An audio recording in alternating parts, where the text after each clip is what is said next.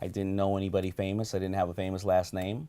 If I would have called Elton John and told him I was his son, he would have probably disagreed for various reasons. I'm dyslexic. I got left back growing up in a single household. Never went to college. I don't know. There's a couple, a little short sometimes. Somebody may say the color of their skin. Everybody would use one of those reasons of why they couldn't get anywhere, and that's a bunch of crap.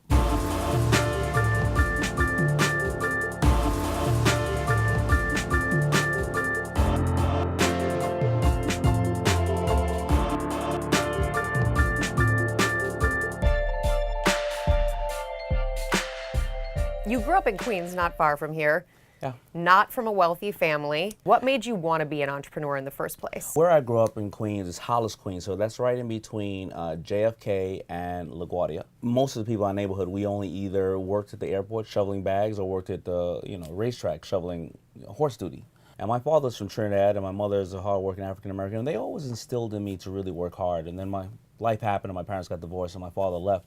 And I became the man of the house at 10, 11 years old. And I just never wanted to see my mother work that hard. And I always wanted to have my own. I tried to sell crash cars and buy crash cars and put them together and then go and sell them. I thought I liked that. So and that wasn't your thing? No, it really wasn't. And I had it all planned out. So if I sell X amount, well, I was 18, I'll be a millionaire by 22. Well, Mike Tyson has an old saying, everybody has a plan until you get punched in the face. So life punched me in the face, and I was working as a waiter in Red Lobster at 22, and I lost all my money. I just didn't have any passion. How'd you find your passion? I was selling hats on the streets of Coliseum Mall, on the streets of Queens, Jamaica, Queens. My passion was the first day that somebody bought a hat from me, and I said, well, why are you buying the hat? They said, it looks cool, and the hat was crappy. And they put the hat on, and they started walking down the block, and it looked like a ski cap, right, with like these two strings on top. And they started walking down the block, and I started seeing the little hat, swinging around. I was like, wow. That was my moment. And I was selling hats because I was frustrated that I felt that nobody was paying attention to hip-hop or loved this hip-hop community, and I wanted to dress everybody. Were you really into hip-hop back then? I was into hip-hop even earlier than that. When I was about 12, when you live in Hollis, Queens, you knew that Russell Simmons was from there. And Russell Simmons had discovered Run DMC, LL Cool J, and there were so many other bands from there, Salt and Pepper, Tribe Called Quest. So we would think that Russell would pass by somewhere. He knew he was in a car, so we would break dance on the streets, hoping that Russell would stop and say, oh my God, I found my next act. Come on. It never happened. Okay, so you're hustling, you're selling hats. So what do you do next? That's the problem with most entrepreneurs. How do I scale? Do I go out and take an investment? Do I leverage every single thing I have, or do I do my source of crowdfunding, which is ask a bunch of friends to pitch in? So what do? I go out and I leverage my credit cards, and I work at Red Lobster during the day, and I try to sew my hats at night and sell them on the streets and make more money. And I did that actually from 89 to 92, and I closed the company 3 times because I ran out of money. 3 times? 3 times. What kept you going? I had a really good supportive group of friends, my 3 other partners, Keith, Carl, and Jay, that came up in the game with me. Every time I wanted to quit, they wouldn't let me quit. I had 1 or 2 really amazing mentors around me that told me that was part of the process. I was going down to video sets, watching these amazing artists that I had a huge amount of respect for. I was watching them perform. I would have done that for free, right? It's like going today, if somebody loves Bieber, going to a Bieber set, watching them free. Yeah, and free food. Because it was pretty hungry, so. That's the birth of FUBU. Yeah. The company grows into an international brand. FUBU had grown into a large brand, a pretty large brand for me. We were doing an annual about 375 million.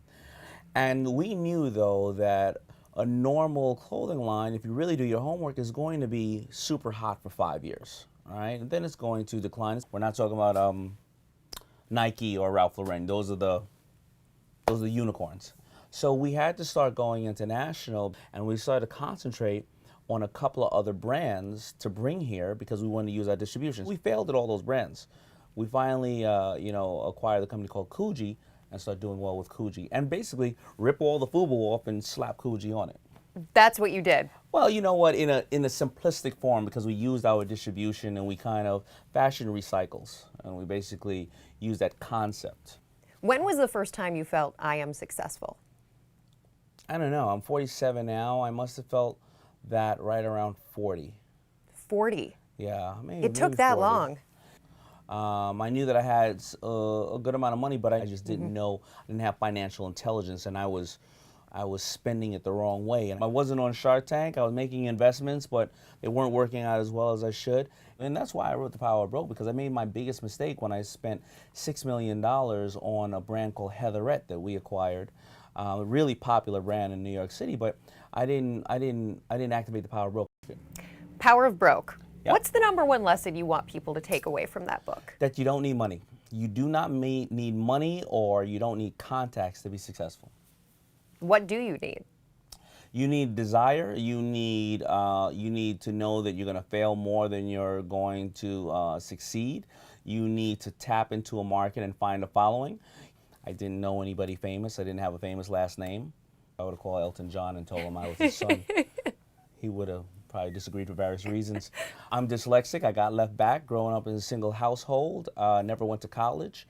You know, a little short sometimes. Somebody may say the color of their skin. Everybody would use one of those reasons of why they couldn't get anywhere, and that's a bunch of crap. You don't believe that? I don't believe that. And business does not have any color. It really doesn't. If you look at the top wealthiest people in the world, if you look at 1,000 of the top wealthiest people in the world, over 60% of them are self-made men and women. That means they were all broke. You're broke, but you have a dream. You have a vision. Mm-hmm. What's your next step?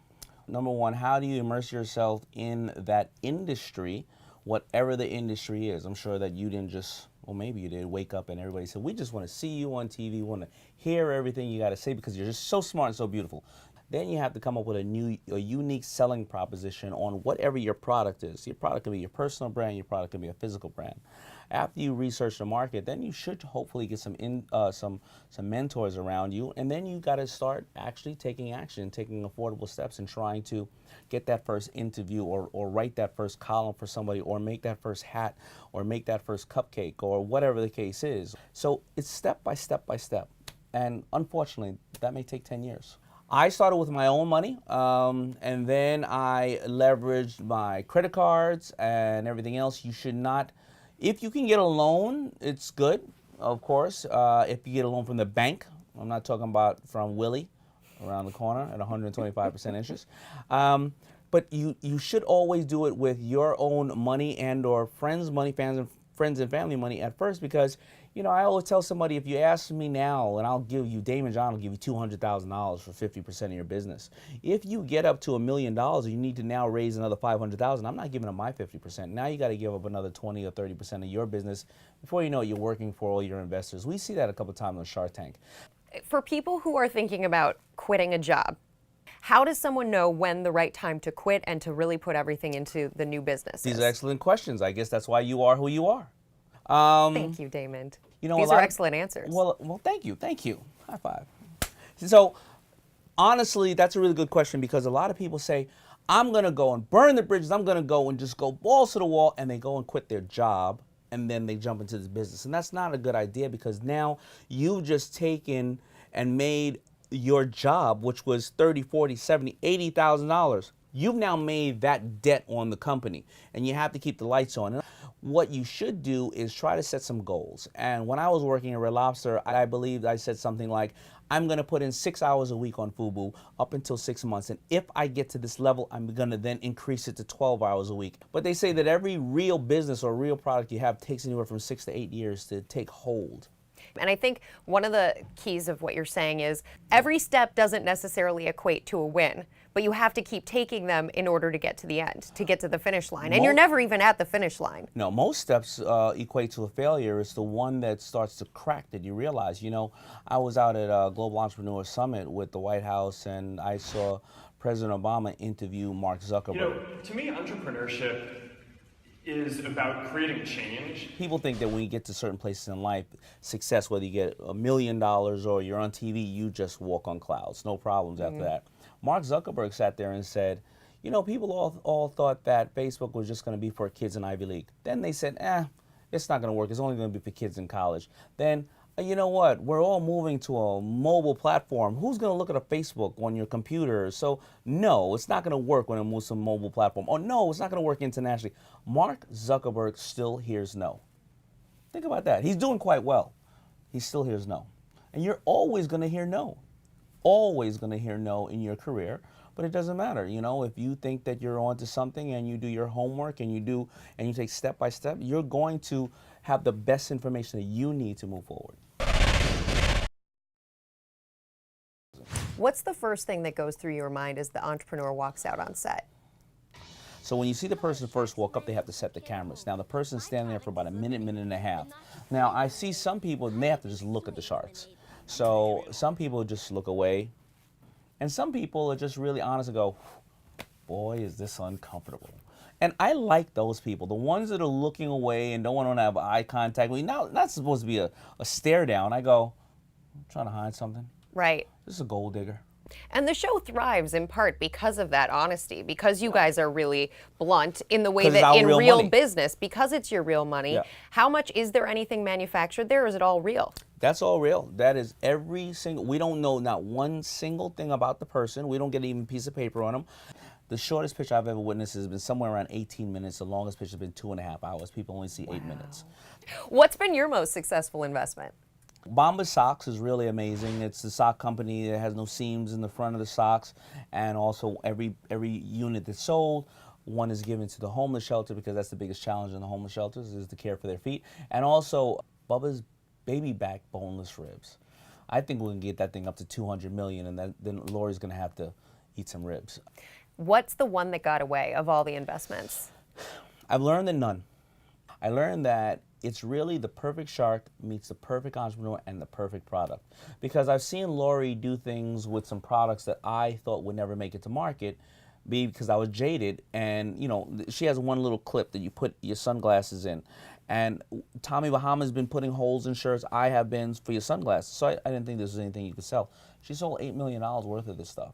That's because she has an audience of people who've been buying reading glasses for 15 years. Mm-hmm. It's the perfect shark at the perfect time with the perfect entrepreneur and the perfect product. That's something that does amaze me about a lot of products, though. You think there's already so many competitors, why would anybody enter that space? And then when they're popular and it goes well, it's always a shock. It is. You know, if somebody was said to me in 2008 during, you know, one of the worst financial times in our history, mm-hmm. that somebody's going to come out and take a blanket and put 2 holes in it and call it a Snuggie and do $350 million, I'd have said, are you crazy? When it comes to getting your money, what's the #1 thing a person can do to attract it? They can show me that they failed a good amount of times in that area, and if they have the discipline and the drive to stay in that area, and they know all the things they shouldn't do now, I'm okay with that. They have to show me they have a proof of concept, meaning they sold 1, 2, 50, 100, whatever it is. We're going to replicate that and do it on a much larger scale. I have to like them. You have to like them. I have to believe that we run by the same ethics. If they are, let's cut throats, or let's when everything's good, we're here. When everything's bad, we don't care about the people around us. That's just not somebody I want to do business with.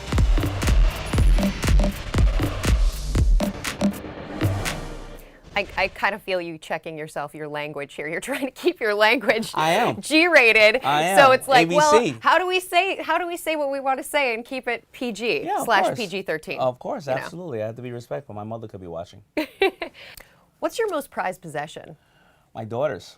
But any other possession that I have is that when I was fortunate enough to do a deal with Muhammad Ali, and I put out Muhammad Ali inspired clothing. When he came up to my office, he had this little Swatch watch on, and I took the watch off his wrist, and I gave him another watch that I had, and I have it framed, in my house. So Muhammad Ali's watch, because he kept his time with it, and that's what the greatest man, the greatest champion of all times, moved around with, looking at time. So I think that's my greatest possession.